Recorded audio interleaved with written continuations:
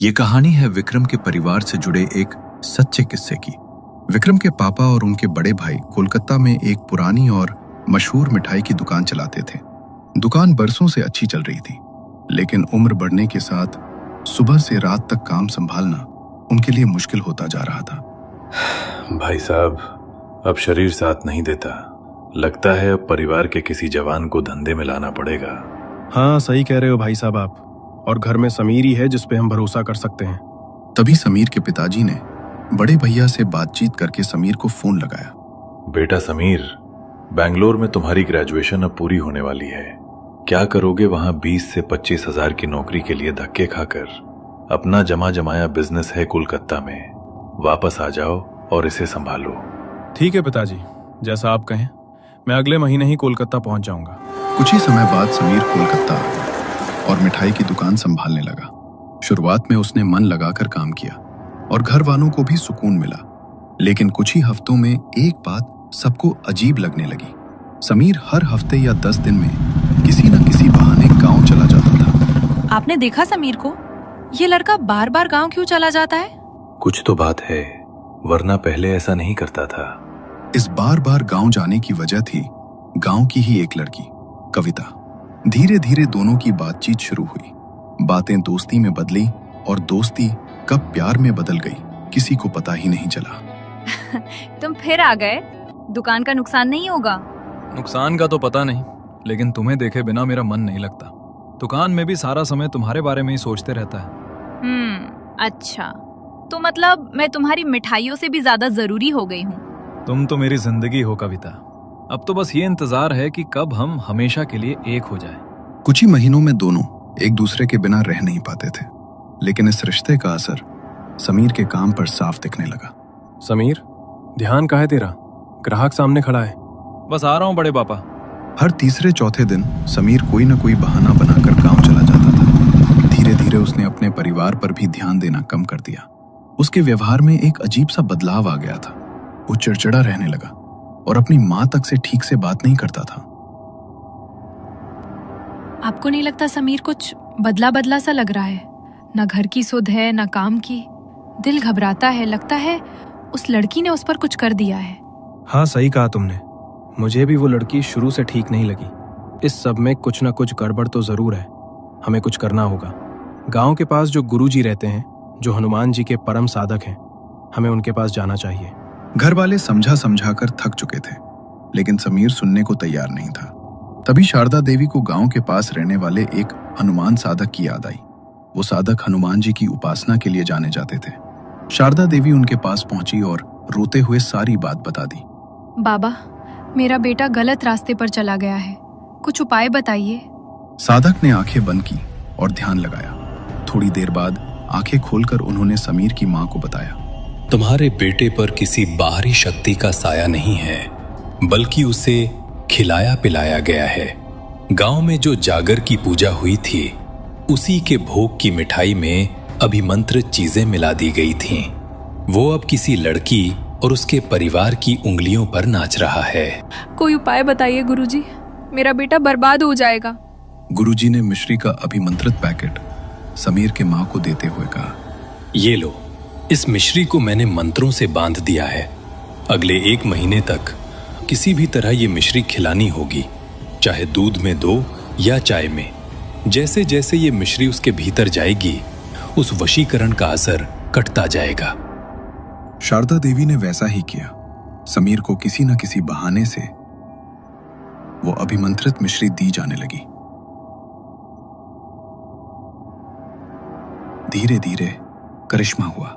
समीर के ऊपर का वशीकरण साफ होने लगा। समीर एक डायरी में अपने हर खर्च का हिसाब रखता था।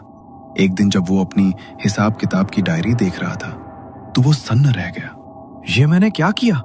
कविता और उसके परिवार पर मैंने इतने पैसे लौटा दिए। लाखों रुपए का हिसाब गायब है। माँ, पिताजी, मुझे माफ कर दीजिए। उन्होंने मुझे ठगा है। मैं अभी जाकर उनसे हिसाब मांगता हूँ। नहीं बेटा, उनके पास मत जा। जो गया सो गया। हमें खुशी है कि हमारा समीर हमें वापस मिल गया। रहने दे बेटा, वो लोग बहुत खतरनाक हैं।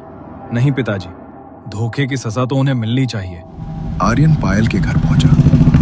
जमकर हंगामा हुआ। उसने अपने पैसे वापस मांगे और उन्हें खूब खरी खोटी सुनाई। उसे लगा कि सब कुछ खत्म हो गया है और अब वो अपनी नई जिंदगी शुरू कर सकता है। घर वालों ने भी उसकी शादी कहीं और पक्की कर दी थी। एक दिन पूरा गांव रोशनी से नहाया हुआ था क्योंकि सालाना मेला शुरू हो चुका था। पर समीर को नहीं पता था कि जिस अपमान का बीज वो कविता के घर बोकर आया था, वो उस मेले की रात एक खौफनाक फसल बनकर उसके सामने आने वाली थी। गांव में सालाना मेले का जश्न अपने पूरे शबाब पर था। 5 दिनों तक चलने वाले इस उत्सव में नारायण जी की पूजा और यज्ञ हो रहा था। पूरा कांजियापाल रोशनी से जगमगा रहा था, लेकिन समीर के लिए ये रोशनी बस कुछ ही घंटों की मेहमान थी। मेले की तीसरी रात थी। प्रवचन चल रहा था और समीर अपने छोटे भाई विक्रम के साथ बैठा हुआ था। तभी अचानक समीर के मोबाइल पर किसी का कॉल आया। स्क्रीन पर किसी का नाम नहीं था। समीर ने कॉल उठाया। हेलो, कौन?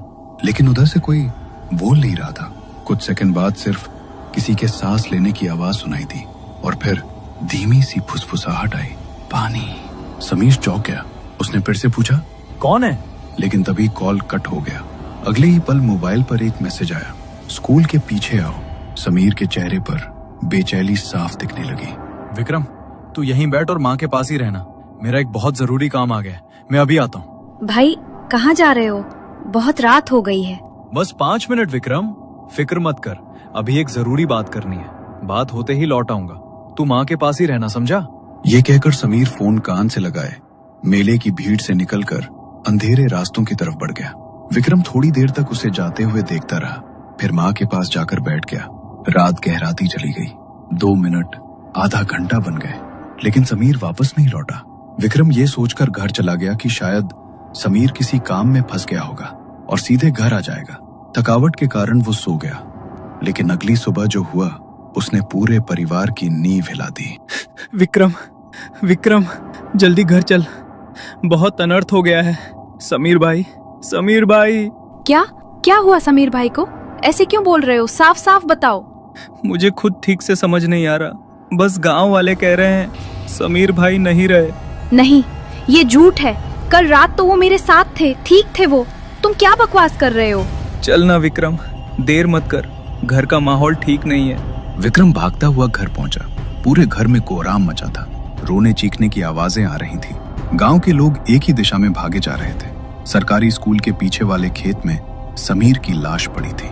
जब विक्रम का बड़ा भाई लाश देखकर लौटा तो उसकी आंखों में ऐसा डर था जो उसने पहले कभी नहीं देखा था। मैंने ऐसी लाश कभी नहीं देखी।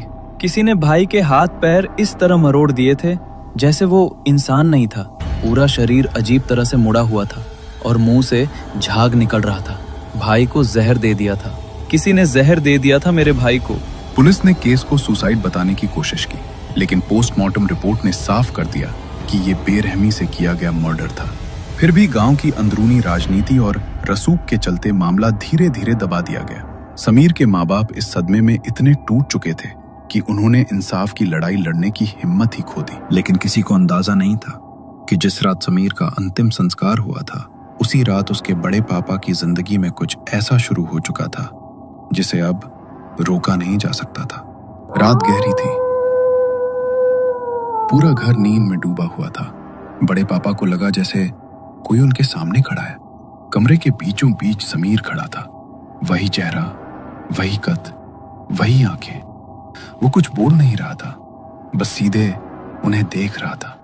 उसकी आंखों में न गुस्सा था न नफरत, बस एक अजीब सा सवाल, जैसे पूछ रहा हो, मेरे साथ ऐसा क्यों हुआ? बड़े पापा का गला सूख गया, शरीर हिल नहीं पा रहा था। वे चिल्लाना चाहते थे लेकिन आवाज बाहर ही नहीं निकल रही थी। समीर एक कदम आगे बढ़ा और उसी पल बड़े पापा झटके से उठ बैठे। कमरा खाली था। समीर कहीं नहीं था, सिर्फ उनकी तेज सांसें, धड़कता हुआ दिल और पूरे शरीर को भिगोता हुआ पसीना। उन्होंने कांपते हाथों से माथा छुआ। वो सपना था, सपना ही था, बस सपना। बड़े पापा की हालत दिन ब दिन बिगड़ती जा रही थी। उनके हाथ कांपने लगे थे। रात को नींद नहीं आती थी। कई बार वे नींद में ही चिल्ला उठते। एक रात उन्होंने डर के मारे पूरे घर को जगा दिया। वे पागलों की तरह चिल्ला रहे थे, दूसरी तरफ पायल का परिवार अचानक गांव छोड़कर चला गया था और वो जहां भी थे, कविता रात रात भर रोती थी और कहती थी, हमें नहीं पता था कि वो लोग उसे मार देंगे, हमें नहीं पता था।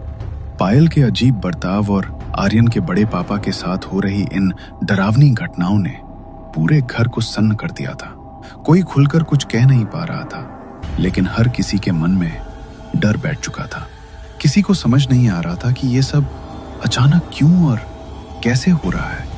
आखिरकार अगले ही दिन पूरे परिवार ने एक साथ फैसला किया, अब बहुत हो गया और इंतजार नहीं किया जा सकता।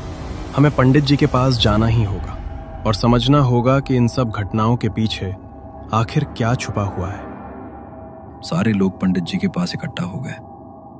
पंडित जी ने आंखें बंद की, कुछ पल मंत्र बुदबुदाए और फिर भारी आवाज में बोले, ये सब कविता के परिवार ने किया है। कमरे में सन्नाटा छा गया। पंडित जी ने आंखें खोली और आगे कहा, लेकिन सच्चाई इतनी ही नहीं है।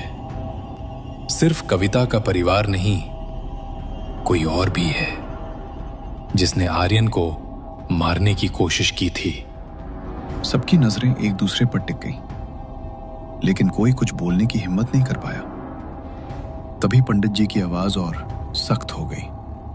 बेहतर होगा कि वो खुद अपने मुंह से सच बताए, क्योंकि अगर उसने ऐसा नहीं किया तो आर्यन की आत्मा उससे बदला लेगी और जो कुछ भी होगा उसकी पूरी जिम्मेदारी उसी की होगी। पंडित जी की बात पूरी होते ही सामने जल रहा यज्ञ अचानक भड़क उठा।